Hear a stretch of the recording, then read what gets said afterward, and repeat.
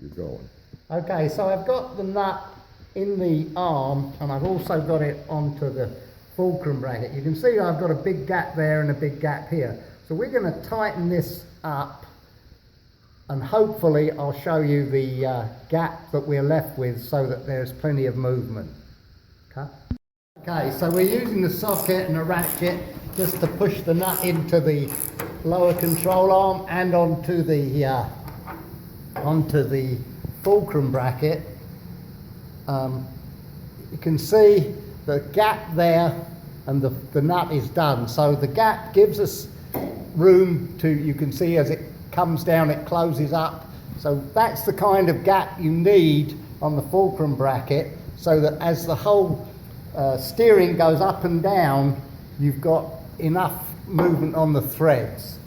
So we're going to go to the other end of this arm and I'll show you that we'll have to start both ends while they're loose to get it to work.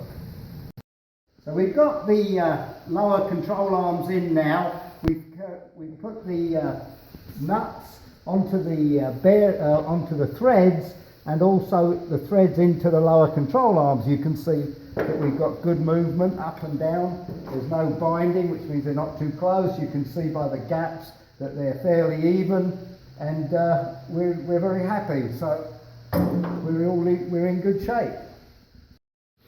You can see on the fulcrum ends, the fulcrum nuts are narrow, whereas when we go over to the back of the yoke nuts, you can see that they are much longer. That's the correct position for those wider nuts.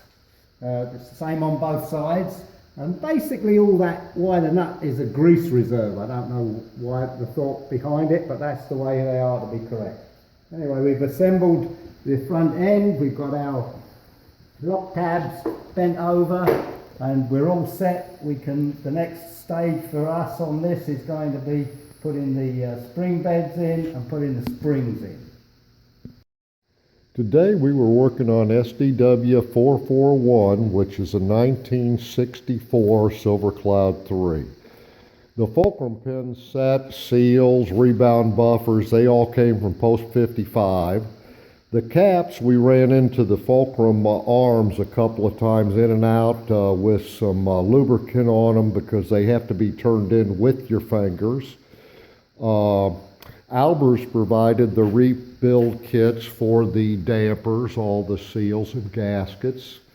No rights are reserved, no responsibility once again for any content of this videotape. One note is you will have a worker underneath the frame, and do not drop a large socket on the star of the show's face. The star was Ralph Cruzon, and I'm Steve, the film crew and editor.